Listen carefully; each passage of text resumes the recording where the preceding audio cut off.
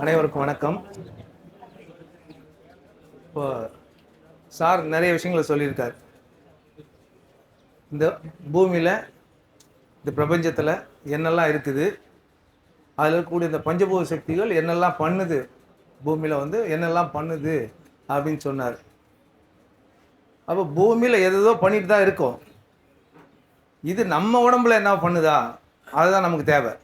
பூமியில் பண்ணுறதுலாம் ஒரு பக்கம் இருக்கட்டும், நம்ம உடம்புல ஏதாவது பண்ணுதா அப்படின்றதான் நம்ம தெரிஞ்சுக்க போகிறோம். இப்போ அதுதான் சார் சொன்னார். ஏற்கனவே சொன்னது தான், அண்டத்தில் உள்ளது தான் பிண்டம், பிண்டத்தில் உள்ளது தான் அண்டம். அப்போ வெளியே என்ன இருக்குதோ அதுதான் நம்ம உடம்புக்குள்ளேயும் இருக்குது. வெளியே இருக்கிறது தான் நம்ம உடம்புக்குள்ளேயும் இருக்குது. நம்ம உடம்புக்குள்ளே இருக்கிறதா வெளியே இருக்குது. இப்போ வெளியே வந்து நெருப்பு இருக்குது, நம்ம உடம்புக்குள்ளேயும் நெருப்பு இருக்குது. வெளியே காற்று இருக்குது, நம்ம உடம்புக்குள்ளேயும் காற்று இருக்குது. வெளியே நெருப்பு இருக்குது, அது நீர் இருக்குது, நம்ம உடம்புக்குள்ளேயும் நீர் இருக்குது. அதே மாதிரி தான் ஆகாயம் அப்படின்றது வேறு ஒரு தன்மையில் இருக்கும். நிலம் அப்படின்றது வெளியே பார்க்குறோம் இல்லைங்களா, அதுக்கு நம்ம உடம்புக்குள்ளே நம்ம உடம்பாக மாறி இருக்குது. நிலம் தான் நம்ம உடம்பாக மாறி இருக்குது. இப்படி வெளியே இருக்கக்கூடிய பஞ்சபூத சக்திகளும் நம்ம உடம்புக்குள்ளே சேர்ந்து தான், பஞ்சபூத சக்திகள் சேர்ந்து தான் ஒரு உருவமே உருவாகும். பஞ்சபூத சக்திகள் இல்லைன்னா ஒரு உருவம் இல்லை. அப்போ இந்த உருவத்துக்குள்ளேயும் ஒரு பஞ்சபூத சக்திகள் அடங்கி இருக்குது. அப்போ பஞ்சபூத சக்திகள் அடங்கி இருக்குது, அப்போ வெளியும் பஞ்சபூத சக்திகள் இருக்குது. அப்போ வெளியே நிறைய மாற்றங்களை செய்யுது. அப்படின்னா நம்ம உடம்புக்குள்ளே அந்த பஞ்சபூத சக்திகள் யார் யார் என்னென்ன வேலை செய்கிறாங்க. நம்ம உடம்புக்குள்ளே நிறைய உறுப்புகள் இருக்கு இல்லைங்களா. என்னென்ன உறுப்பு இருக்குதுங்க? கல்லீரல் இருக்குது, நுரையீரல் இருக்குது, வயிறு இருக்குது, சிறுகுடல், பெருங்குடல், நிறைய பேர் இருக்கிறாங்க இல்லைங்களா. நிறைய பேர் இருக்காங்க. இப்போ இவங்கெல்லாம் வந்து என்னென்ன பண்ணுறாங்க? வெளியே நம்ம பார்த்த மாதிரி இந்த பஞ்சபூதங்களுக்கும் இவங்களுக்கும் என்ன தொடர்பு இருக்குது, இவங்களுக்கும் நம்ம உடம்புக்கும் அந்த வெளியே இருக்கக்கூடிய பஞ்சபூதத்துக்கும் என்ன தொடர்பு இருக்குது அப்படின்னு பார்த்துடலாங்களா. இப்போது நம்ம பார்க்கும்போது சார் சொன்னார் 5 பஞ்சபூதங்கள் அப்படின்னாரு. என்னென்ன இருந்துச்சுங்க? நிலம் அப்படின்ற ஒரு விஷயம் இருந்துச்சு, அதுக்கடுத்து காற்று அப்படின்றது, அதுக்கடுத்தது நீர் அப்படின்றது இருந்துச்சு, அதுக்கடுத்து ஆகாயம், ஆகாயம்தான் மரம் அப்படின்ற வார்த்தையை சொன்னார், அதுக்கடுத்து நெருப்பு. இப்போ 5 பஞ்சபூத சக்திகள் இருக்குது. இந்த 5 பஞ்சபூத சக்திகளுக்கும் நம்ம உடம்புக்குள்ள 5 பேர் இவங்களுடைய ரெப்ரசன்டேட்டிவாக இருந்து வேலை செய்கிறாங்க. இந்த 5 பஞ்சபூத சக்திகளுக்கும் 5 பேர் நம்ம உடம்புக்குள்ளே இருந்து அவங்க அந்த வெளியே செய்யக்கூடிய வேலையை நம்ம உடம்புக்குள்ளே செஞ்சிட்டு இருக்கிறாங்க. அதான் நம்ம பார்க்குறோம். இப்போ யாருன்னு பார்த்தீங்கன்னாக்கா, நிலம் அப்படின்னு எடுத்திங்கனாக்கா அதுக்கு யார் நம்ம உடம்புக்குள்ளே இருக்காங்க அப்படின்னு பார்த்தீங்கன்னா மண்ணீரல்.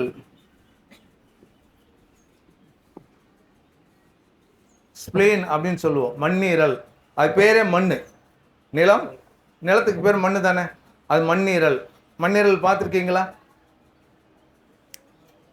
மண்ணீரல் அப்படி பார்த்துருக்கீங்களா? சின்னதாக இருக்கும், ஒரு சின்னதாக ஒரு ஒரு கை அகல, நம்ம கை அகலத்துக்கு தான் இருக்கும் மண்ணீரல் அப்படின்றது. அவர் தான் பிரதானமான நபர் நம்ம உடம்புக்குள்ளேயே. இந்த நிலம், சார் சொன்னார் இல்லைங்களா, நிலம் ஒன்று போட்டால் பலதா பெருக்கும் அப்படின்னு. அப்படி நம்மளை உடம்ப பலதா பெருக்கக்கூடிய தன்மை யாருக்கு இருக்குதுன்னா அந்த மண்ணீரலுக்கு தான் இருக்குது. நம்ம உடம்புல எது அதிகமாக வேணுங்க? நம்ம செயல் பண்ணோன்னா ரத்த ஓட்டம் நல்லா இருக்கணும். ரத்த ஓட்டம் சுண்டிடுச்சுன்னா ஒன்றுமே இல்லை, உட்காந்துருவோம். அப்போ ரத்தம் நல்லா இருக்கணும் அப்படின்னு நினைக்கிறோம் இல்லைங்களா. அந்த ரத்தத்தை உற்பத்தி பண்ணுறவரே இந்த மண்ணீரல் தான். நம்ம உடம்புக்குள்ளே ரத்தத்தை உற்பத்தி பண்ணுறவரே மண்ணீரல் தான். அந்த ரத்தம் தான் உடம்பு முழுக்க போய் எல்லா இடத்துக்கும், எல்லா உடம்பு முழுக்க நமக்கு எல்லாம் எதில் ஆனதுங்க? உறுப்புகள் இருந்தாலும் செல்கள் அப்படின்னு நம்ம பார்த்துருப்போம். நம்ம உடம்பு முழுக்க செல்களால் ஆனது. எல்லா செல்லுக்கும் போய் அந்த சத்துக்களை கொடுத்து அதை பல்கி பெருக வைக்கணும் அப்படின்னாக்கா யார் பயன் பண்ணுங்க? மண்ணீரல். இவர் நல்லா இருக்கணும். இவர் நல்லா இருந்தால் தான் நம்ம நல்ல ஆரோக்கியமாக இருக்க முடியும். இவருக்கு பலகீனமானார்னா நம்ம ஆரோக்கியம் போயிடும். அப்போ வெளியே இருக்கக்கூடிய நிலம் என்ன வேலை செய்யுதோ அந்த வேலையை நம்ம உடம்புக்குள்ளே யார் செய்கிறதுங்க? மண்ணீரல் செஞ்சிட்டு இருக்குது.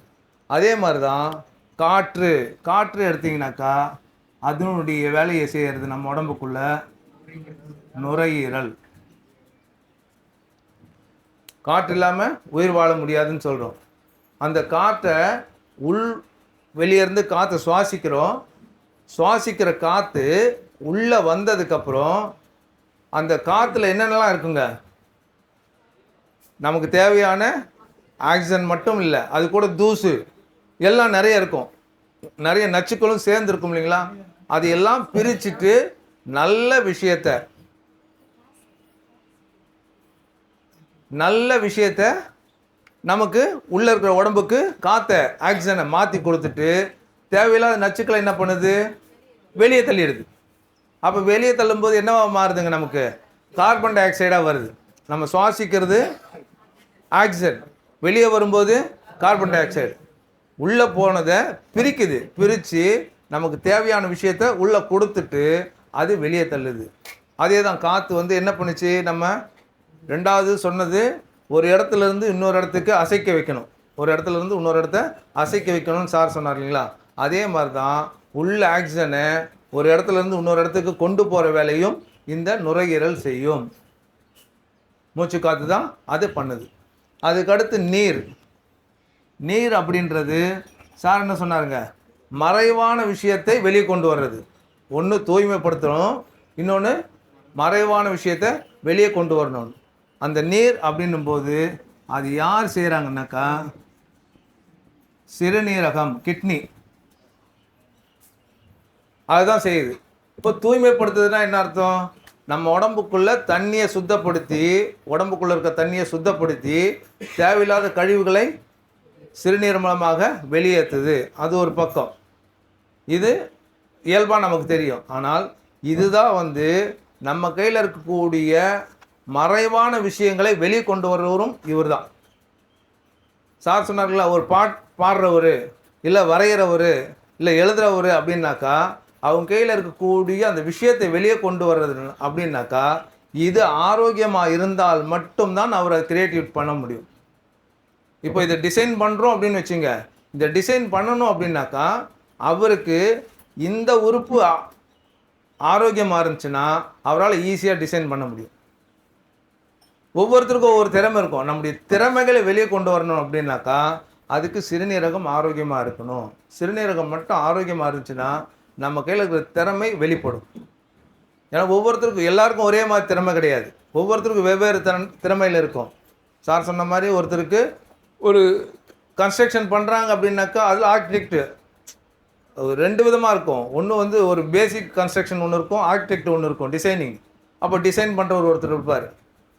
பாட்டு எழுதுகிறவர், இப்போ சினிமாவே எடுத்துட்டிங்கனாக்கா ஒருத்தர் கிரியேட் பண்ணல, ஒருத்தர் கதை எழுதுவார், ஒருத்தர் டைரக்ட் பண்ணுவார், ஒருத்தர் பாட்டு எழுதுவார், ஒருத்தர் இசையமைப்பார். இப்படி ஒவ்வொன்றும் இருக்கு இல்லைங்களா? ஒவ்வொருத்தருக்கு இருக்கிற திறமையெல்லாம் வெளியே வரணும் அப்படின்னா அவங்க உடம்புக்குள்ளே எது ஆரோக்கியமாக இருக்கணுங்க? சிறுநீரகம். இப்போ நம்ம கையில் இருக்கிற திறமைகள், நம்ம கையில் பல திறமைகள் இருக்கும். நம்ம செய்கிற வேலையை நாம் அதையே அழகாக நிர்வகிக்கணும் அப்படின்னு சொன்னால், அது எந்த வேலையாக இருந்தாலும் சரி, நாம் செய்கிற வேலையை நம்ம நல்லா நிர்வகிக்கணும் அப்படின்னாக்கா அதுக்கு நமக்கு தேவை சிறுநீரகம் நல்லா இருந்தால் அது ஆரோக்கியமாக இருக்கும், நல்லா இருக்கும். அதே மாதிரி தான் ஆகாய மரம் அப்படின்னு சொன்னார் சார். ஆகாய மரம் அப்படின்றது ஈர்க்கக்கூடிய தன்மை, எல்லாருக்கும் எல்லாத்தையும் ஈர்க்கிற தன்மை ஆகாயத்துக்கு இருக்குது. மரம் அப்படின்னாக்கா பறவைகள்லேருந்து எல்லாரையுமே அது ஈர்க்குது அப்படின்னு சொன்னார். அப்போ ஈர்க்கிற தன்மை எதுக்கு இருக்குது அப்படின்னாலும், ரெண்டாவது நச்சுக்களை முறிக்குது அப்படின்னு சொன்னார் சரிங்களா? அந்த நச்சுக்களை முறிக்கிறதும் அந்த ஈர்க்கிறதும் யார் பண்ணுறாங்க நம்ம உடம்புக்குள்ளே அப்படின்னு பார்த்தீங்கன்னாக்கா நம்ம உடம்புக்குள்ளே கல்லீரல், லிவர்னு சொல்லக்கூடிய கல்லீரல். இதுதான் நம்ம உடம்புக்குள்ளே இருக்கக்கூடிய பெரிய உறுப்பு. அதுதான் நம்ம உடம்புல இருக்கக்கூடிய பெரிய உறுப்பு கல்லீரல் தான்.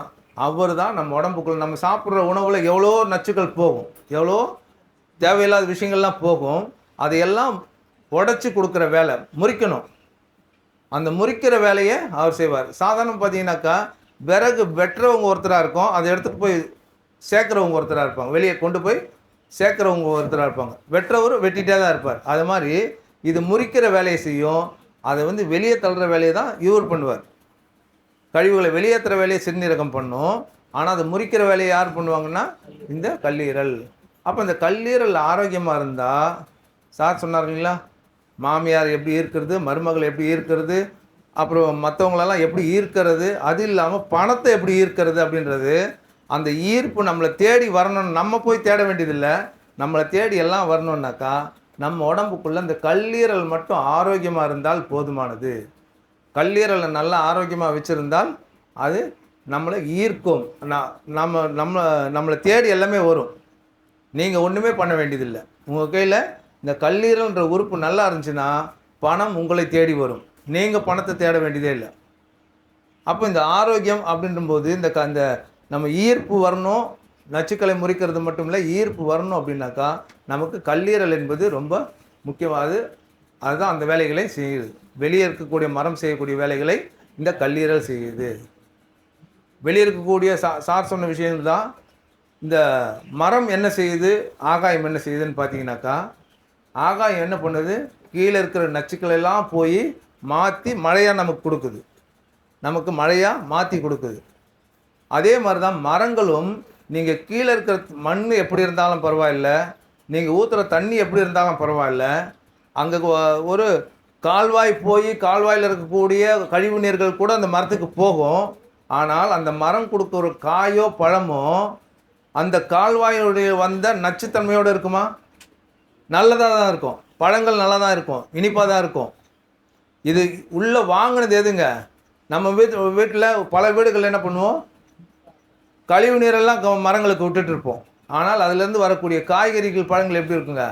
நல்லதாக இருக்கும். அது அப்போ அந்த நச்சுக்களை வாங்கி அதை முறித்து நல்ல விஷயத்தை மட்டுமே கொடுக்கறது தான் அந்த மரங்களும் ஆகாயம். அதே மாதிரி தான் நம்ம உடம்புக்குள்ளே இந்த கல்லீரல் அப்படின்ற உறுப்பு நல்ல விஷயங்கள் எல்லாத்தையும் வாங்கி கெட்ட விஷயங்களை வாங்கினாலும் அது நல்லதாக மாற்றி கொடுக்கும். அதுக்கு இன்னொன்று இருக்குது. இது கல்லீரல் அப்படின்றது நம்ம மனசும் சேர்ந்து அது கூட தான் வரும். கல்லீரல் அப்படின்றது நம்ம மனசும் எவ்வளோ கெட்ட விஷயத்தை உள்வாங்கினாலும் நம்ம பேசுகிறது எதுவாக இருக்கணுங்க, நல்லதாக போச்சுனாக்கா சரியாக இருக்கும். அப்போ இந்த கல்லீரல் என்பது நம்ம உடம்புக்குள்ளே இந்த ஆகாயம் அப்படின்ற சொல்லக்கூடிய அந்த பஞ்சபூத சக்தியாக நம்ம உடம்புக்குள்ளே வேலை செய்யுது. அதே மாதிரி பார்த்திங்கன்னா நெருப்பு அப்படின்னு பார்த்தீங்கன்னாக்கா அது இதயம். இன்னொன்னா மாற்றி கொடுக்கணும். ஒரு ஒரு ஒரு பொருளை இன்னொரு பொருளாக மாற்றணும். வெறும் அரிசி அதை கொதிக்க வைக்கும்போது தான், நெருப்பு மூட்டும் போது தான் அது சாதமாக மாறும். வெறும் அரிசியை சாப்பிட முடியாது. அப்போ சாதம் தான் சாப்பிட முடியும். சாதம் சாப்பிட்னா அது சாதமாக மாற்றுறதுக்கு என்ன தேவை இருக்குது? நெருப்பு வேணும். அதே மாதிரி தான் நம்ம உடம்புக்குள்ளே வந்த பொருள், நம்ம சாப்பிட்ட பொருள், அதை மாற்றி நமக்கு தேவையான சத்துக்களாக பிரித்து கொடுக்குறவர் யாருனாக்கா அந்த இதயம். இதயம் ஆரோக்கியமாக இருந்தால் தான் இது எல்லா மாற்றங்களும் நடக்கும். உள்ளுக்குள்ளே வரக்கூடிய எந்த விஷயமா இருந்தாலும் மாற்றும். இப்போ அதே தான், இப்போது இங்கே சொன்ன மாதிரி தான், இதயம் நல்லா இருந்துச்சுன்னா, மனசு நல்லா இருந்துச்சுனாக்கா நம்ம எந்த விஷயம் வாங்கினாலும் நம்ம என்ன பண்ணுவோங்க, நல்லதே செஞ்சுட்டு போவோம். நமக்கு யார் என்ன செஞ்சா இருந்தாலும் நம்ம என்ன பண்ணிவிடுவோங்க, நல்லது செஞ்சுட்டு போயிடுவோம். அதுதான் அப்போ மாற்றி கொடுக்கறது. ஒரு விஷயத்தை மாற்றக்கூடிய தன்மை என்பது இந்த நெருப்புக்கு இருக்குது. அந்த நெருப்பாக யார் வேலை செய்யுதுன்னா நம்ம உடம்புக்குள்ளே இதயம் வேலை செய்கிறது. இதயம் என்பது தான் அந்த தன்மையில் நம்ம உடம்புல இயங்கிட்டு இருக்குது.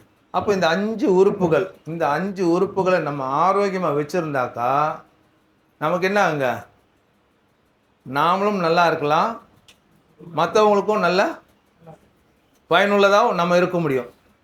இந்த 5 உறுப்பு தான் நம்மளை காப்பாற்றும். இந்த 5 உறுப்பை நாம் பார்த்துட்டு இருந்தால் என்னெல்லாம் பண்ணணும், இந்த 5 உறுப்பை பாதுகாக்கணும்னா என்ன பண்ணணும், 5 உறுப்பு நல்லா இருக்கணும்னா என்ன பண்ணணுன்றதை நம்ம 2வது பார்க்க போகிறோம். இப்போ இதுக்குள்ளே பார்த்தீங்கன்னாக்கா இந்த 5 உறுப்புகளும், இந்த 5 உறுப்பு இருக்கு இல்லைங்களா, இந்த 5 உறுப்புகளுக்கும் இன்னொரு 5 உறுப்புகள் இருக்குது. அவங்க கூட அசிஸ்ட் பண்ணுவாங்க. இப்போ மாறன் சார் இருக்கிறாருனாக்கா அவருக்கு அடுத்து யார் இருக்குதுங்க, முருகதாஸ் சார் இருக்கார். அப்போ மாறன் சாரும் முருகதாஸும் சேரும்போது ஒரு வேலைகள் முழுமையாகுது இல்லைங்களா. அதை மாதிரி இங்கே இன்னும் ஒரு உறுப்பு இருக்குது. இந்த இடத்துல பார்த்தீங்கன்னா நிலத்துக்கான இன்னொரு உறுப்பு பார்த்தீங்கன்னாக்கா இரைப்பை.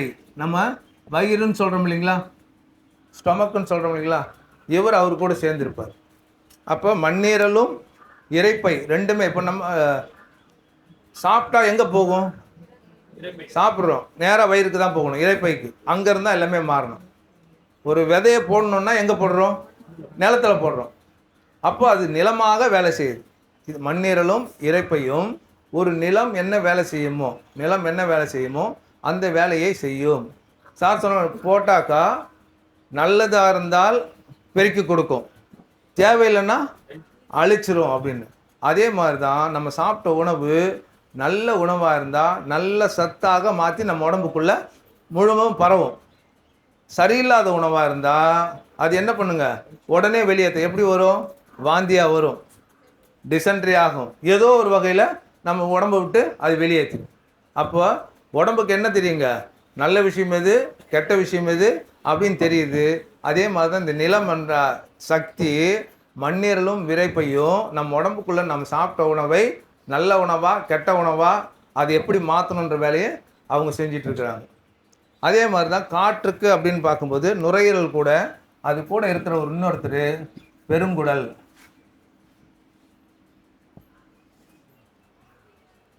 பெருங்குடல் என்பது இன்னொரு காற்று சக்தி. என்ன பண்ணுது, நம்ம உடம்புக்குள்ள கழிவுகள் சேர்ந்துருச்சு, அதை வெளியே தள்ளணும். வெளியே தள்ளணும்னா இப்போ ஒரு பொருள் இருக்குது, இந்த போர்டு இருக்குது அப்படின்னு சொன்னால் இந்த போர்டை தானாக நகருமா? நகராது. ஒன்று நம்ம கையில் நகர்த்தினா தான் நகரும். அப்படி உடம்புக்குள்ளே சேர்ந்த கழிவுகளை நாம் யாராவது போய் கையை விட்டு தள்ளி விட முடியுமா? முடியாது. அப்போ அது என்ன பண்ணுதுங்க, காற்றுன்ற ஒரு சக்தி இருக்கிறதுனால தான் அந்த கழிவை வெளியே தள்ள முடியுது. அப்போ அந்த வகையில் தான் அது எந்த வழியில் வருது, இந்த நமக்கு பெருங்குடல் வழியாக அந்த கழிவுகளை வெளியேற்ற முடியுது. அப்போ பெருங்குடல் என்பது காற்றினுடைய இன்னொரு பகுதியாக செயல்படுது. இப்போ ரெண்டுமே காற்று சக்தியாக செயல்படும். ஒரு இடத்தை விட்டு இன்னொரு இடம் மாற்றணும், இடம் விட்டு இடம் மாறக்கூடிய வேலைகளை இவங்க ரெண்டு பேருமே செஞ்சிட்டு இருப்பாங்க. இவங்க ரெண்டு பேர் நல்லா இருந்தால் தான் நம்ம உடம்புல காற்று சக்தி ஆரோக்கியமாக இருக்கும்.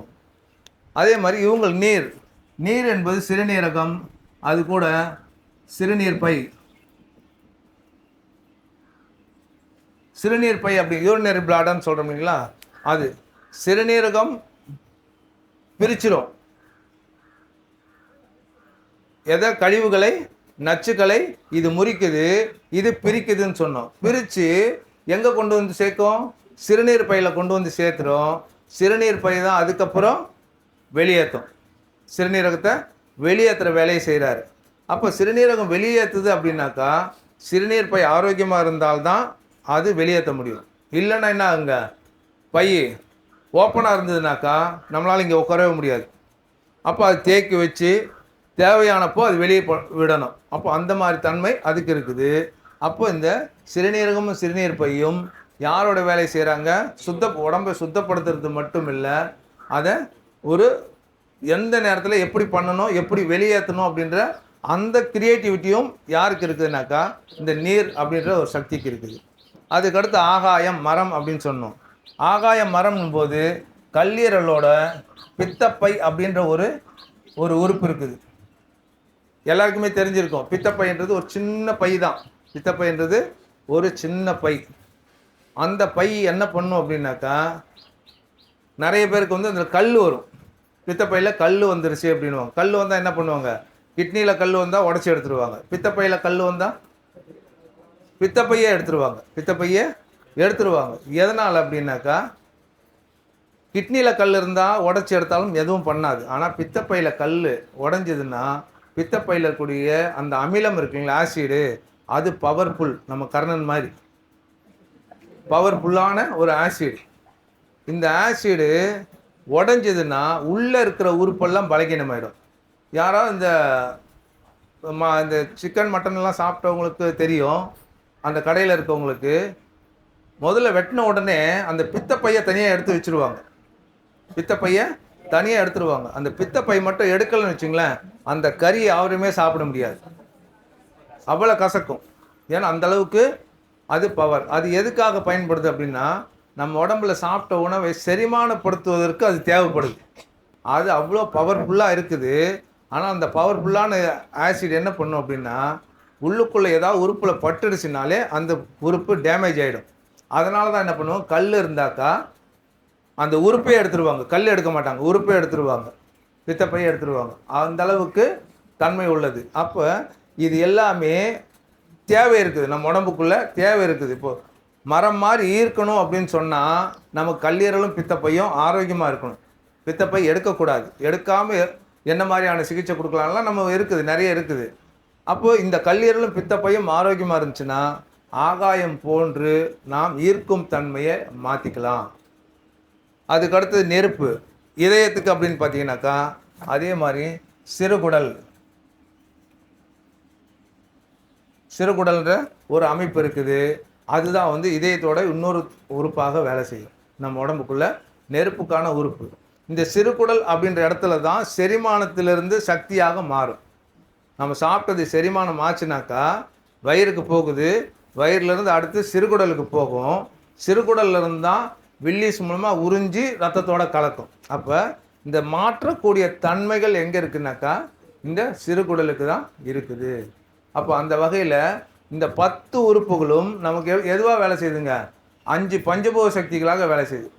எப்படி வெளியே 5 பஞ்சபூத சக்திகள் வெவ்வேறு வேலைகளை செய்யுதோ அதே மாதிரி நம்ம உடம்புக்குள்ள இந்த 10 உறுப்புகளும் பஞ்சபூத சக்திகளுக்கான வேலைகளை இது செஞ்சிட்டு இருக்குது. இந்த பஞ்சபூத சக்தி வேலை இது மட்டுமா அப்படின்னு பார்த்தீங்கன்னாக்கா இந்த 10 பேர் இருக்காங்க இல்லைங்களா, இந்த 10 பேருக்கும் நல்லா இருக்காங்களா இல்லையான்னு நம்ம தெரிஞ்சுக்கணும்ல. 10 பேர் நல்லா இருக்காங்களா இல்லையான்னு தெரிஞ்சுக்கணும்ல. தெரிஞ்சுக்கிறதுக்கும் உடம்பு அழகாக இன்னொரு வேலையை செஞ்சு வச்சுருக்குது. நீங்கள் போய் டாக்டர்கிட்டலாம் போய் பார்க்கணுன்னு அவசியம் இல்லை. இவங்க நல்லா இருக்காங்களா இல்லையான்னு யாரையும் போய் டெஸ்ட் பண்ண வேண்டியதில்லை, ஸ்கேன் பண்ண வேண்டியதில்லை, ப்ளட் டெஸ்ட் பண்ண வேண்டியதில்லை, எதுவுமே பண்ண வேண்டாம். இன்னொரு 5 பேர் இருக்கிறாங்க. அந்த 5 பேரை பார்த்தீங்கன்னா இந்த 10 பேர் நல்லா இருக்காங்களான்னு தெரிஞ்சுக்கலாம். அந்த 5 பேரை பார்த்தாலே 10 பேர் நல்லா இருக்காங்க அப்படின்றத நம்ம தெரிஞ்சுக்க முடியும். அந்த 5 பேரும் எங்கே இருக்காங்கன்னா நம்ம உடம்புக்குள்ளேயே இருக்காங்க. அந்த 5 பேரும் நம்ம உடம்புக்குள்ளேயே இருக்கிறாங்க. அந்த 5 பேர் நல்லா இருக்கிறாங்க அப்படின்னாக்கா இந்த 5 பேரும் நல்லா இருக்காங்கன்னு தெரிஞ்சுக்கலாம். இப்போ அந்த வகையில் பார்த்தீங்கன்னாக்கா நமக்கு நிலம் அப்படின்ற ஒரு உறுப்பு இருக்குது, சக்தி இருக்குது. அதுக்கு மண்ணீரலும் இரைப்பை அப்படின்னு சொல்கிறோம். அந்த மண்ணீரல் இரைப்பைக்கு இன்னொரு உறுப்பு எது இருக்குது அப்படின்னாக்கா உதடு அப்படின்ற ஒரு உறுப்பு. நம்முடைய உதடு இருக்கு இல்லைங்களா, கீழ் உதடு, இந்த உறுப்பு தான் அதனுடைய இன்னொரு வெளி உறுப்பு. இந்த வெளி உறுப்பு அப்படின்னும் போது நமக்கு இன்னொரு விஷயம் புரிஞ்சுக்கணும். எதுக்காக ஒரு விஷயத்தை உள்ளே இருக்கிறத சரியாக வெளியே காட்டுறதுக்கு ஒரு உறுப்பு இருக்குது அப்படின்னு பார்த்தீங்கன்னாக்கா இங்கேருந்து அப்படியே கொஞ்சம் வெளியே போகும். ஒரு கம்பெனி இருக்குதுன்னு வச்சுங்களேன். ஒரு கம்பெனி இருந்தால் ஒரு மேனுஃபேக்சரிங் கம்பெனி இருக்குது. மேனுஃபேக்சரிங் கம்பெனியில் ஒரு ப்ராடக்ட் மேனுஃபேக்சரிங் ஆச்சுனாக்கா அதை கொண்டு போய் எல்லா இடத்துலையும் சேல்ஸ் பண்ணணும்னா யார் தேவைப்படுதுங்க? ரெப்பு தேவை. சேல்ஸ் ரெப்பு கண்டிப்பாக வேணும். சேல்ஸ் ரெப்ரசன்டேட்டிவ் வேணும். அந்த சேல்ஸ் ரெப்பு கம்பெனிக்குள்ளே இருப்பாரா வெளியே இருப்பாரா? வெளியே தான் இருப்பார். கம்பெனிக்கு வெளியே தான் இருப்பார். அவர் வெளியே இருக்கிறதுனால யாருக்கு நல்லதுங்க? கம்பெனிக்கும் நல்லது, அவருக்கும் நல்லது. அவர் வெளியே இருக்கிறதுனால கம்பெனிக்கும் நல்லது, அவருக்கும் நல்லது. இந்த ரெப்ரசன்டேட்டிவ் வரும்போதே ஆடி காரில் வந்து இறங்குறாருன்னு வச்சுங்களேன். ஆடி காரில் வந்து இறங்குறாருன்னா அந்த கம்பெனி எப்படி இருக்கும்? நான் ஃபைனான்ஸ் கம்பெனிலாம் மறந்துடுங்க, ஏன்னா அவங்களும் அப்படி தான் வருவாங்க. அதெல்லாம் விட்டுருங்க. நம்ம மேனுஃபேக்சரிங் கம்பெனியை பார்க்குறோம். அவர் வந்து ஆடி காரில் வராருனாக்கா அந்த கம்பெனி எப்படி இருக்கும்? நல்லா இருக்குதுன்னு அர்த்தம். அவர் வரும்போதே அப்படியே ஒரு ஓட்டர் சைக்கிள் எடுத்துகிட்டு வந்து வந்து உட்கார்றாருன்னு வச்சுங்களேன். அப்போ அந்த கம்பெனியோட தன்மை எப்படி இருக்கும்? சரியில்லைன்னு அர்த்தம். அப்போ யாரை வச்சு கம்பெனியை தெரிஞ்சுக்கலாம்? ரெப்ரசன்டேட்டிவ் வச்சு தெரிஞ்சுக்கலாம். அதே மாதிரி தான் ஒரு 5 ரெப்ரசன்டேட்டிவ் இருக்கிறாங்க. இந்த 10 பேருக்கும் ஒரு 5 ரெப்ரசன்டேட்டிவ் இருக்காங்க. அவங்க யாருனாக்கா நிலத்துக்கு உதடு, நிலத்துக்கு இந்த கீழ் உதடு. சாதாரணமாக நமக்கு இந்த கீழ் உதட்டில் புண்ணு வந்தால் நம்ம என்ன சொல்லுவோம்? புண்ணு வந்துடுச்சுன்னு வச்சுங்களேன், வயிறு புண்ணாயிடுச்சுன்னு. இந்த உதட்டில் புண்ணு வந்தாக்கா வயிறில் புண்ணாயிடுச்சுன்னு சொல்கிறோம் இல்லைங்களா? அதுதான், வேறு ஒன்றுமே இல்லை. உள்ளே நடந்தால் அதை வெளியே காட்டக்கூடிய நபர் யாருனாக்கா இந்த உதடு. வயிறு பாதிக்கப்பட்டிருந்தால், வயிறு பலகீனமாக இருந்தால் அதை காட்டக்கூடியவர் யாருனாக்கா அந்த உதடு. வயிறு வெப்பமாயிடுச்சுன்னு வைங்களேன், வயிற்றுக்குள்ளே வெப்பம் அதிகமாகிடுச்சுன்னா உதட்டில் வந்து வெடிப்பு வரும். வெடிச்சிருக்கோம் பார்த்துருக்கீங்களா? அந்த வெடிப்பெல்லாம் எதனால் வரும் அப்படின்னாக்கா, அது எதை காட்டுதோ அப்படின்னாக்கா, வயிறு உள்ள வெப்பமாயிடுச்சு, அது இன்னும் கொஞ்சம் குளிர்ச்சி பண்ணணும் அப்படின்றத நமக்கு சிம்டம் சொல்லுது. அப்போ உள்ளே இருக்கக்கூடிய வயிறோ மண்ணீரலோ நல்லா இருக்குதா இல்லையான்றது யார் சொல்கிறதுங்க? உதடு மட்டும் அழகாக இருந்ததுனாக்கா, நம்ம லிப்ஸ்டிக்கெல்லாம் போட்டல்லம்மா, அதெல்லாம் இல்லை. உதடு மட்டும் இயல்பாகவே அழகாக இருந்ததுன்னா அவங்களுடைய உடம்புல எது நல்லா இருக்குங்க? நிலம் சக்தி நல்லா இருக்குது. அவங்க உடம்புக்குள்ள நிலம் சக்தி என்பது நல்லா இருக்குதுன்னு அர்த்தம். அப்போ உதடு அப்படின்ற ஒரு விஷயத்தை வச்சு நம்ம உடம்புக்குள்ள நிலம் சக்தி நல்லா இருக்கா இல்லையான்றதை நம்ம தெரிஞ்சுக்கிறோம். அதுக்கடுத்து பார்த்திங்கன்னா காற்று எடுத்திங்கனாக்கா அதனுடைய உறுப்பு மூக்கு. இந்த மூக்கு தான் காற்றை சுவாசிக்கிறதுக்கு பயன்படுது. மூக்கு தான் காற்றை சுவாசிக்க பயன்படுது. சுவாசிக்கிறதுல நமக்கு மூக்கு அடைச்சிருச்சுன்னு வைங்களேன். மூக்கு அடைச்சிருச்சுன்னா அப்போ என்ன அர்த்தம்? யார் பலகீனமாயிட்டாங்க? நுரையீரல் பலகீனமாயிடுச்சு, சுவாசிக்க முடியல. சளி வருது, சளி எங்கேருந்து வரும்? எங்கே பாய்ச்சா வரும்? நுரையீரல் பாய்ச்சா தான் மூக்கில் சளி வரும். அப்போ உள்ள நுரையீரல் நல்லா இருக்கா இல்லையா அப்படின்றத யார் காட்டி கொடுக்கறது? மூக்கு. அதுக்குள்ளே வரக்கூடிய எந்த பிரச்சனையாக இருந்தாலும் நமக்கு இந்த காற்று நம்ம உடம்புக்குள்ளே பலகீனமாயிடுச்சு, காற்று சக்தி என்பது நம்ம உடம்புக்குள்ளே பலகீனமாயிடுச்சுன்னு வெளியே காட்டுறவர் மூக்கு அப்படின்ற ஒரு உறுப்பு. அதே மாதிரி நீர் அப்படின்னு எடுத்திங்கனாக்கா அதுக்கான உறுப்பு காது. இது எல்லாமே பார்த்திங்கன்னா ஒரு மினியேச்சர் மாதிரி தான் இருக்கும். இப்போ நிலம் அப்படின்னாக்கா மண்ணீரல் அப்படின்னு சொன்னோம். அந்த மண்ணீரல் எப்படி இருக்குமோ அதே ஷேப்பில் தான் உதடு இருக்கும். மண்ணீரல் என்பது இப்படி இருக்கும், நம்ம உதடும் இப்படியே தான் இருக்கும். காற்று அப்படின்றது நுரையீரல் என்பது நமக்கு இப்படி இருக்குது. நம்ம மூக்கு எப்படி இருக்குங்க? அதே ஷேப்பில் தான் இருக்கும். இப்போ சிறுநீரகம் எடுத்தோம். சிறுநீரகம் அப்படின்னாக்கா இருக்குதா? அதனுடைய வெளியுறுப்பு நம்ம இப்போ எதை பார்த்தோங்க? காது எப்படி இருக்குது? அந்த 2 கிட்னி மாதிரியே இருக்கும். அப்போ காதில் வரக்கூடிய பிரச்சனைகள் எல்லாமே யார் சார்ந்ததுங்க? நீர்மூலகத்தை சார்ந்தது. இது நல்லா இருந்துச்சுன்னா காது நல்லா இருக்கும், காது நல்லா கேட்கும். நீர்மூலகம் நல்லா இருந்தால் காது நல்லா கேட்கும். நீர்மூலகம் நல்லா இருந்தால் காதில் எந்த பிரச்சனையும் இல்லை. அப்போ காதில் கட்டி, சீழ், புண்ணு வருது, எதுவாக வந்தாலும் காதில் இறைச்சல் இருக்கும். நிறைய பேருக்கு ஒரு இறைச்சல் இருக்கும். இது எல்லாமே யாருடைய பலகீனங்களில்? நீர்மூலகத்தினுடைய தன்மையால் வரக்கூடிய தொந்தரவுகள். அப்போ நீர்மூலகம் நல்லா இருக்குதுன்னா காது நல்லா கேட்டுது அப்படின்னாலே நமக்கு எங்கேயோ வர சத்தத்தை இங்கே நம்ம கேட்டு சொல்லிகிட்டு இருப்போம். யாரோ பேசிகிட்டு இருப்பாங்க, நம்ம இங்கே பதில் கொடுத்துட்ருப்போம். அப்போ நம்ம உடம்புல எது நல்லா இருக்குங்க? நீர்மூலகம் நல்லா இருக்குது. அப்போ நம்ம நீர்மூலகம் நல்லா இருக்கா இல்லையான்றது எதை வச்சு தெரிஞ்சுக்கலாம்? காதுன்ற ஒரு உறுப்பை வச்சு நம்மளால் தெரிஞ்சுக்க முடியும்.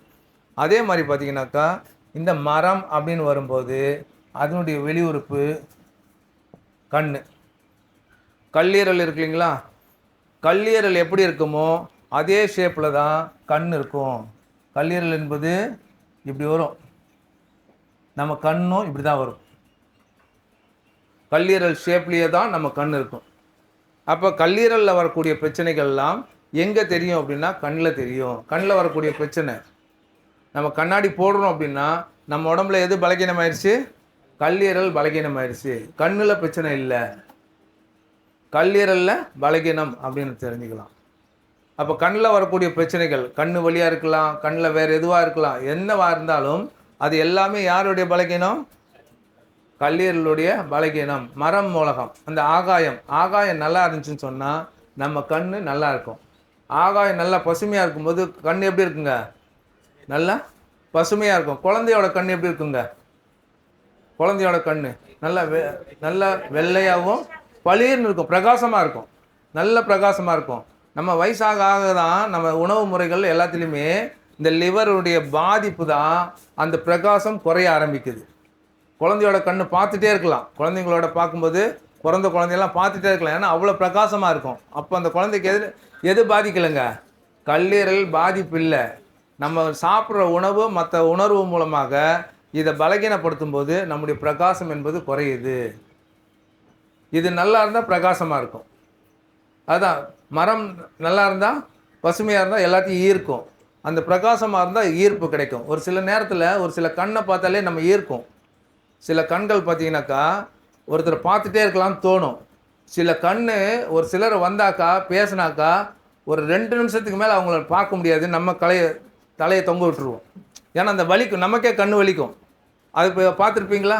ஒரு சிலர் கூட பேச முடியாது. கொஞ்ச நேரத்துக்குள்ளே நமக்கு கண் வலிக்க ஆரம்பிச்சிடும், கழுத்து வலிக்கும் இருக்கும், நமக்கு ஒரு தொந்தரவுகளை கொடுக்கும். அப்போ அந்த இடத்துல யாருக்கு? அவருக்கு இந்த பலகீனங்கள் இருக்குது. அப்போ ஆகாயம் என்பது ஆரோக்கியமாக இருக்குன்னா நம்முடைய கண் நல்லா இருந்துச்சுன்னா அதை வச்சுட்டு ஆகாயம் நல்லா இருக்கா இல்லையான்னு பார்த்துக்கலாம். அதே மாதிரி நெருப்பு, இதயம் என்பது இருக்கு இல்லைங்களா? இதயம் என்பது எப்படி இருக்கும்? நமக்கு இப்படி இருக்கும் இல்லைங்களா? இதனுடைய உறுப்பு பார்த்தீங்கன்னாக்கா நாக்கு. நம்முடைய நாக்கும் இதே ஷேப்பில் தான் இருக்கும். இதயத்தோடைய ஷேப்லேயே தான் நாக்கு இருக்கும். அப்போ சார் என்ன சார் நாக்கில் புண்ணு வந்துருச்சா அப்போ இதயத்தில் புண்ணு வந்துருச்சோ அப்படின்லாம் கிடையாது. புண்ணு வந்ததில்லை. இது நாக்கு அப்படின்றது எந்த வகையில் பயன்படும் அப்படின்னா பார்க்குறோம் அப்படின்னாக்கா, இதயம் என்பது மனம் சார்ந்த விஷயங்களாக இருக்குதா? மனசோட சேர்ந்து இருக்குதா? மனசு. அப்போ ஏதாவது ஒரு நல்ல விஷயத்தை சொல்லணும்னா, ஏதாவது உண்மையாக சொல்லு அப்படின்றது, உண்மையாக சொல்லுன்னா உன் இதயத்திலேருந்து சொல்லு, இதயத்தை தொட்டு சொல்லு அப்படின்றோம். உண்மையை சொல்லுன்னு போது மனசை தொட்டு சொல்லு, இல்லைன்னா இதயத்தை தொட்டு சொல்லு அப்படின்றோம் இல்லைங்களா? அப்போ அந்த மாதிரியான ஒரு இதயம் பலகீனமாச்சுனாக்கா, பலகீனம் எப்போ வருங்க? ஏதோ ஒரு பிரச்சனைகள், நம்மளால் தாங்க முடியாத ஒரு பிரச்சனைகள், ஒரு இழப்புகள் ஏற்பட்டிருக்குன்னு வச்சுங்களேன். ஒரு இழப்பு ஏற்பட்டிருக்கு. அதை அந்த இழப்பை நீங்கள் கன்வே பண்ணுறீங்க அப்படின்னாக்கா, அந்த துக்கத்தோடு இருக்கக்கூடிய நேரத்தில் அந்த வார்த்தைகள் உங்கள் வாயிலேருந்து சரியாக வராது. நாக்கு குளறும், நாக்கு அப்படியே மாறும், சொல்ல முடியாது. ஒரு பிரச்சனையை அந்த நேரத்தில் சொல்ல முடியாது. எப்போ சொல்லுவீங்க? மனசு அமைதியானதுக்கப்புறம் வார்த்தை நல்லா வரும். மனசு அமைதி இல்லாத போது நாக்கு குளறும். அப்போ ஒரு நபருக்கு நாக்கு குளறுது அப்படின்னாக்கா அவருக்கு என்ன பிரச்சனை இருக்குதுங்க? நெருப்பு மூலகத்தில் நெருப்பு சக்தி அவருக்கு பலகீனமாக இருக்குது, இதயத்தில் பலகீனமாக இருக்குது. அப்போ நம்ம உடம்புக்குள்ளே இருக்கக்கூடிய இந்த 5 பஞ்சபூத சக்திகளும் நல்லா இருக்கா இல்லையான்னு தெரிஞ்சுக்கிறதுக்கு யார் பயன்படுதுங்க? இந்த 5 பேர் பயன்படுறாங்க. உதடு இருக்குது, மூக்கு இருக்குது, காது இருக்குது, கண் இருக்குது, நாக்கு இருக்குது. இப்போ இந்த உறுப்புகள் நம்ம உடம்புக்குள்ளே நல்லா இருந்தாலே நமக்கு இது நல்லா இருக்குது. நமக்கு பல நேரங்கள் என்ன ஆகுது? கண்ணில் பிரச்சனை வருது, காதில் பிரச்சனை வருது, மூக்குலையும் பிரச்சனை வரும், நாக்குலையும் பிரச்சனை வரும். இப்படி ஒவ்வொன்றும் வரும்போது நம்ம உடம்பு எங்கே இடத்துல பாதிச்சிருக்குன்னு நம்மளால் ஈஸியாக கண்டுபிடிச்சிக்கலாம். இப்போ இது ஸ்கேன் பண்ணணுமா? நம்ம உடம்புக்குள்ளே இது நல்லா இருக்கா பலகீனமாக இருக்கான்னு தெரிஞ்சுக்கிறதுக்கு ஸ்கேன் பண்ணுமா? ஒன்றுமே இல்லை, எதுவுமே பண்ணலை. ஆனால் இந்த 5 உறுப்பை வச்சுட்டே நாம் இதை உள்ளே இருக்கிறது நல்லா இருக்கா இல்லையான்னு தெரிஞ்சுக்கிறோம். இப்போ இது பாருங்கள், இந்த 5 உறுப்பு எங்கே இருக்குது? உதடு, மூக்கு, காது, கண், நாக்குன்னு சொன்னோம் இல்லைங்களா? இந்த 5 உறுப்பு எங்கே இருக்குது? நம்ம முகத்துக்குள்ளே இருக்குது. பழமொழி சொன்னாங்க இல்லைங்களா? அகத்தின் அழகு முகத்தில் தெரியும். நாம் என்ன பண்ணிட்டோம்? அந்த பழமொழியை வேறு மாதிரி மாற்றிட்டோம். அந்த பழமொழியை வேறமாக மாற்றிட்டோம். ஆனால் உண்மையாலுமே அந்த பழமொழிக்கு அர்த்தம் அகத்தின் அழகு. இந்த அகத்துக்குள்ளே இருக்கக்கூடிய உறுப்புகள் அழகாக இருக்கா, ஆரோக்கியமாக இருக்கா அப்படின்றத முகத்தில் இருக்கக்கூடிய இந்த 5 உறுப்பு வச்சே தெரிஞ்சுக்கலாம். அப்போ நமக்கு இந்த பிரபஞ்சம் எவ்வளோ அழகாக நம்மளுக்கு வடிவமைச்சிருக்குன்னு பாருங்கள். நம்ம உடம்பை அவ்வளோ டிசைன் பண்ணியிருக்குது இந்த பஞ்சபூத சக்தி. அதனால தான் சொல்கிறோம், அண்டத்தில் உள்ளதா பிண்டம், பிண்டத்தில் உள்ளதா அண்டம்னு சொன்னோம். இந்த சக்தி அண்டத்தில் இருக்கிறது தான் இங்கே உறுப்புகளாக செயல்படுது. இந்த உறுப்புகளாக செயல்படக்கூடிய சக்தி தான் அண்டத்துலேயும் இருக்குது. அந்த வகையில் நமக்கு இந்த பஞ்சபூத சக்தி என்பது உறுப்புகளாக நிறைய வேலைகளை செய்யுது. இதெல்லாம் எப்படியெல்லாம் நம்ம பாதுகாக்கணும், இதை எப்படி பாதுகாத்தால், எப்படி பராமரித்தா நம்ம இந்த சக்திகளை நல்லா உடம்புக்குள்ளே வைக்க முடியுன்ற விஷயத்த ஒரு சின்ன இடைவேளைக்கு பின்னாடி நம்ம சாப்பிட்றலாம். அதுக்குள்ளே ஒரு டீ சாப்பிட்டு வந்துட்டு அடுத்தது நம்ம பார்க்கலாம்னு சொன்னோம். இப்போ வேறு ஒரு சில விஷயங்கள் நம்ம பார்க்க போகிறோம். வேறு விஷயங்கள் அப்படின்னும்போது நான் பார்த்துருப்பீங்க அவர் எவ்வளவு நகைச்சுவையோடு நிறைய விஷயங்களை கொடுத்தாருன்னு. அந்த நகைச்சுவையோட ஒரு கிளைமேக்ஸை நம்ம பார்க்க போகிறோம். அதனால் இந்த முன்னாடி இந்த ஒரு ஒரு சின்ன அதுக்கு முன்னோட்டமாக ஒரு சின்ன விஷயத்தை மட்டும் பார்த்துட்டிங்கன்னா அது ரொம்ப ஈஸியாக புரியும். பெரியவங்களை கேட்டால் கூட என்னப்பா வாழ்ந்து பெரிய வாழ்க்கை அப்படின்வாங்க. ஏன் அப்படின்னாக்கா அதில் அவங்க ஒரு முழுமையாக திருப்தி அடையலை, ஒரு திருப்தி அடையாத ஒரு வாழ்க்கையாக போச்சு. அப்போ வாழ்க்கை அப்படின்னாக்கா ஒரு முழுமை இருக்கணும். முழுமை இருந்துச்சாக்கா, முழுமையாக அனுபவிச்சுருந்தாங்கன்னா அவங்க என்ன சொல்லுவாங்க, எல்லாம் எனக்கு முடிஞ்சது, என் காலமெல்லாம் முடிஞ்சுது, பேரம் பேத்தி எல்லாத்தையும் பார்த்துட்டேன், சந்தோஷமாக நான் போய் ஊருக்கு போய் சேருவேன்னுவாங்க இல்லைங்களா? அந்த முழுமை அப்படின்ற ஒரு விஷயம் இருக்குல்ல வாழ்க்கையில், அது ரொம்ப முக்கியமானது. முழுமை அப்படின்றது தான் ரொம்ப முக்கியமான ஒரு விஷயம். முழுமையான வாழ்க்கை அப்படின்னாக்கா ஏதோ ஃபுல்லாகவே வந்து சின்ன வயசுலேருந்தே அப்படியே பெரிய நம்ம அம்பானி வீட்டில் பிறந்து அம்பானி வீட்டிலே வளர்ந்த மாதிரி எல்லாம் கிடையாது. அது முழுமை அல்ல. முழுமை அப்படின்னாக்கா 2 விஷயங்கள் அதுக்குள்ளே இருந்தால் தான் ஒரு முழுமைன்னு நம்ம எதை சொல்ல முடியும்? ஒரே விஷயத்தை முழுமைன்னு சொல்ல முடியாது.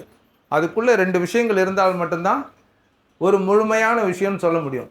எந்த ஒரு முழுமைக்குள்ளேயும் 2 விஷயங்கள் இருக்கணும். 2 விஷயங்கள் இல்லாமல் இல்லை. அப்போ இந்த முழுமை அப்படின்னும்போது நம்ம அந்த 2 விஷயம் எப்படி இருக்கணும் அப்படின்னு பார்த்தீங்கன்னாக்கா, ஒரே கேரக்டரில் இருக்கக்கூடாது, வேறு வேறு கேரக்டரில் இருக்கணும். ஒரே கேரக்டரில் இருந்தால் அது முழுமை கிடையாது. வேறு வேறு கேரக்டரில் இருக்கணும். அது 2ம் ஒன்றா சேரணும். அப்போ தான் வந்து ஒரு முழுமை. சார் சொல்கிறதெல்லாம் நீங்கள் இன்னும் சொல்கிறீங்க முழுமைன்னு எனக்கு இன்னும் புரியல சார் அப்படின்றோம். இப்போ ஒரு நாள் அப்படின்றோம், ஒரு நாள் அப்படின்னு சொல்கிறோம் இல்லைங்களா?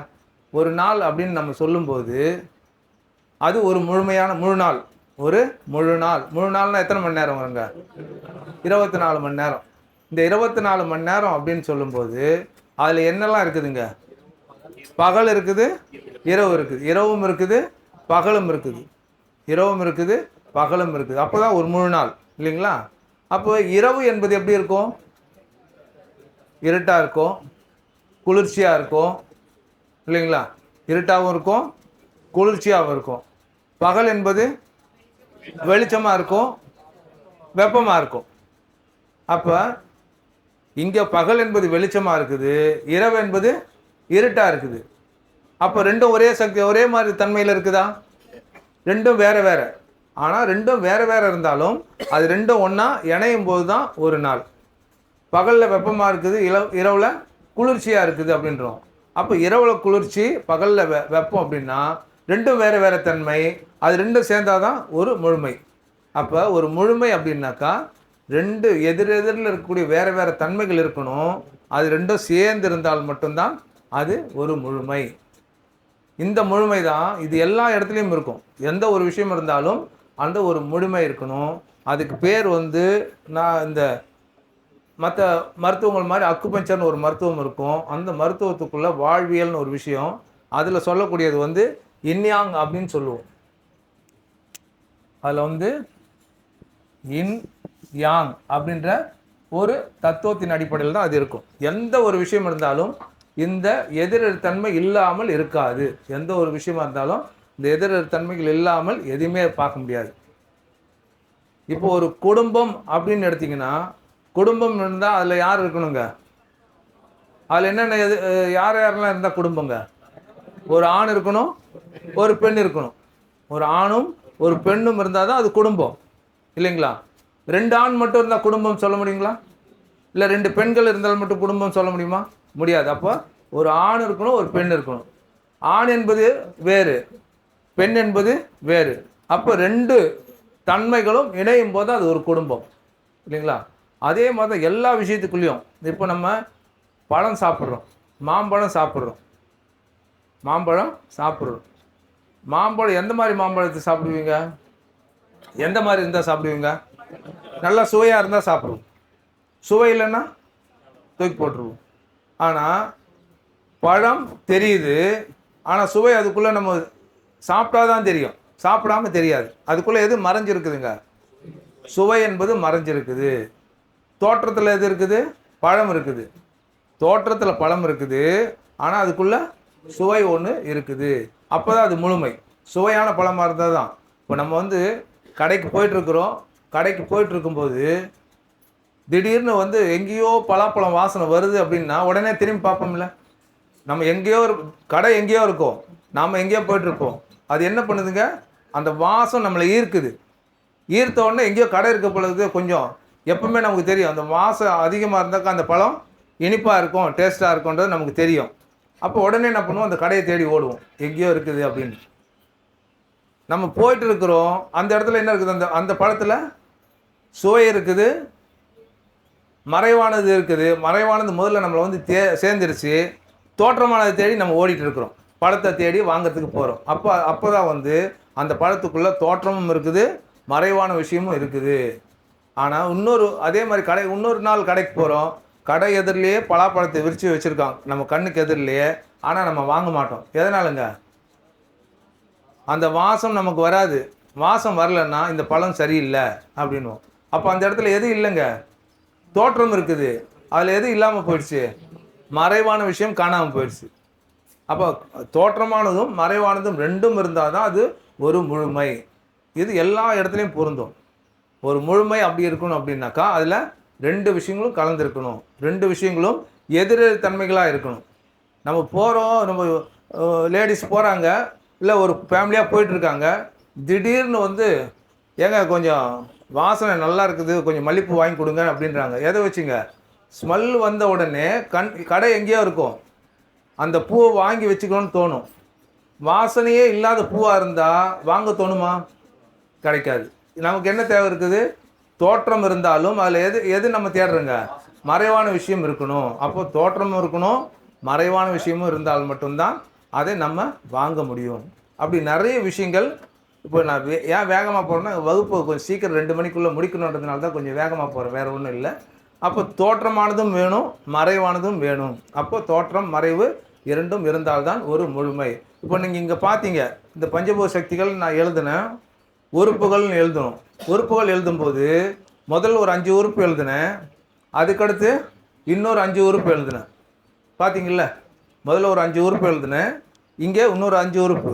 இப்போது இந்த சக்தி என்பது, நிலம் சக்தி என்பது முழுமையாகணும் அப்படின்னாக்கா, நிலம் சக்தி என்பது முழுமையாகணும் அப்படின்னாக்கா 2 தன்மைகள் வேணும். 2 தன்மைகளில் நம்ம உறுப்பு இருக்கணும்.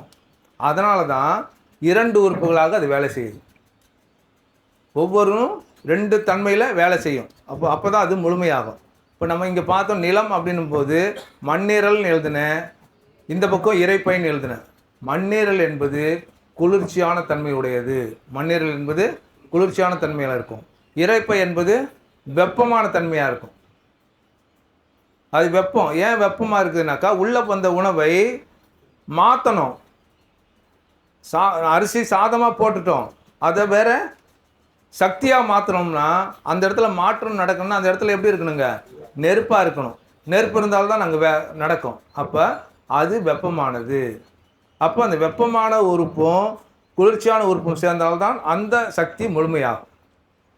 எந்த ஒரு சக்தியும் 2 தன்மைகளே இருந்தால் மட்டும்தான் அது முழுமையாகும். இது வந்து வாழ்க்கையிலையும் சரி, எல்லா இடத்துலையும் நீங்கள் எந்த இடத்துல பார்த்தாலும் எதையாக இருந்தாலும் நீங்கள் பார்த்தீங்கன்னாக்கா 2 விஷயங்கள் இருக்கும், 2 விஷயங்கள் இல்லாமல் இருக்காது. எதுவாக இருந்தாலும் ஒரு ஒரு ஒரு இடத்துல ஒரு பொருள் விற்கிறோம் அப்படின்னாக்கா, விற்கிறது என்பது ஒரு விஷயம்.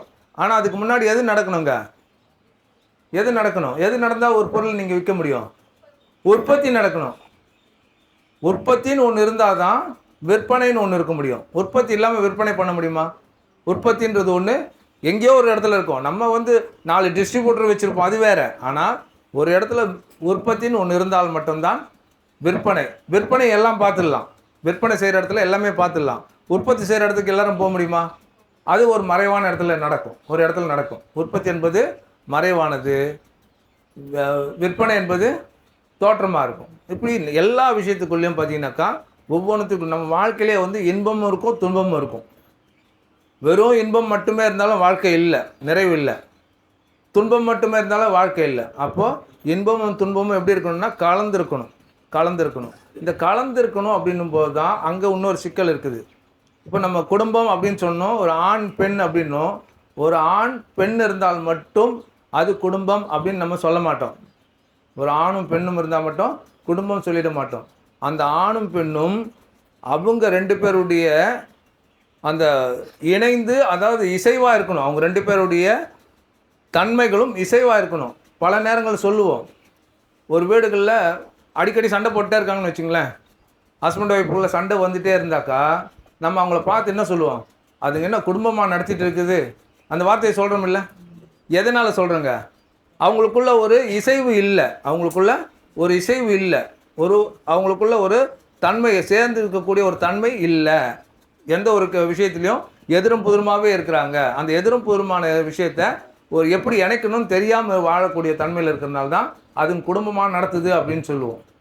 அப்போ அப்போ அங்கே என்ன இல்லை காணாது போச்சுன்னா இசைவு. அப்போ ஒரு குடும்பம் அப்படின்னா ஒரு இசைவு இருக்கணும், ஒரு இணக்கம் இருக்கணும். அப்போ தான் அது ஒரு குடும்பம் அப்படின்னு சொல்லுவோம். அப்படி நிறைய விஷயங்கள், ஒவ்வொரு விஷயமும் இப்போ இந்த இடத்துலையே பார்த்தீங்கன்னா கூட 2 தன்மை இருக்குது. நாங்கள் பேசுகிறோம், நீங்கள் கேட்குறீங்க. இது ஒரு விஷயம், இது ஒரு விஷயம். இது 2ம் சேரும்போது தான் ஒரு முழுமை கிடைக்குது. நாங்களும் பேசுகிறோம், நீங்களும் பேசிட்டே இருந்தீங்கன்னா இந்த நிகழ்வு முழுமையாகுமா? ஆகாது. அப்போ எல்லா விஷயத்துலையுமே 2 தன்மைகள் இருக்கும்.